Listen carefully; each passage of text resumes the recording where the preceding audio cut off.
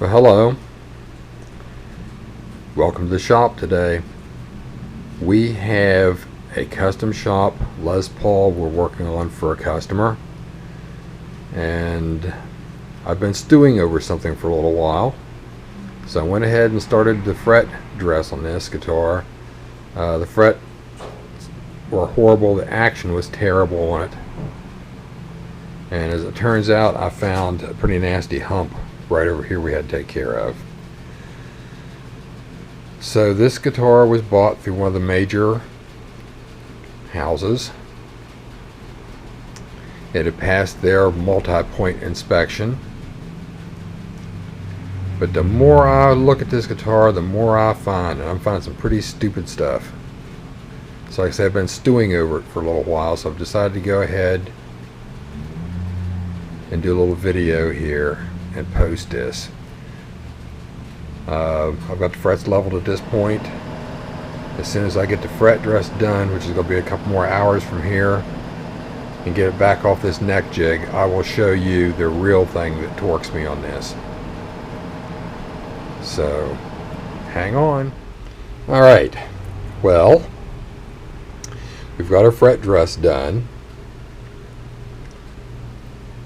So let's get up here to what I promised you I would show you. And like I say, this isn't a big thing, but it is. It shouldn't happen. Like I say, it went through Gibson's quality control. It went through a mail order company's quality control. It had their inspection and their setup. Okay? So first of all, the tuners are really loose. Okay? All of them. This one over here could be like a, like a drop tuner. So anyway, now here's something.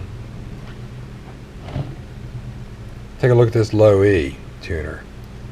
It's not even seated on the headstock. See how far it's sticking up off the headstock? And I've tried to seat it. If I push down on the back of the tuner, it will not slide up. So the hole for it was not drilled deep enough to start with, or large enough to start with. Now what really torques me on this, there are no mounting screws in any of the tuners. Now, the argument could be made that this was like a vintage guitar that someone had taken the cloisons off of and put a set of Grovers on and didn't re-drill for the tuners. Okay? I'm not buying it. So anyway, so we're not going with that. Frankly, someone was asleep at the wheel here. I don't know what they were thinking when they built this guitar, but they weren't thinking about building guitars. You don't leave 6 mounting screws out of a set of tuners on a custom shop guitar. So I'm going to straighten this up and we'll get back later. There, that's a lot better. All fixed. And just so you know, I don't consider Gibson to be alone in this deal here. They say it went through Gibson's build and inspection, but also went through Sweetwater's multi-point checkup and setup. So, 2 strikes there, guys. Just wanted to point that out. Just to recap a few things here. Let's go over this. We did my typical fret dress and setup. And again, the thing about fret dressing a new guitar, I usually don't like to fret dress a brand new guitar because they settle some, but this was so hideous. And this actually gets us into probably about 200 fret jobs I've had to redo that have been plucked. Okay, now that being said, let's get back up here to this tuning machine. When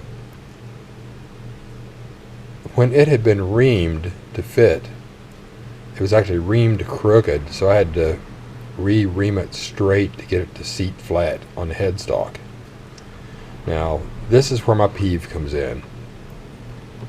And believe me, I am a believer in Gibson guitars.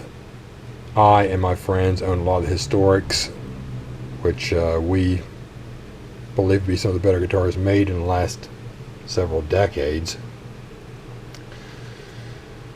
But this is a custom shop guitar.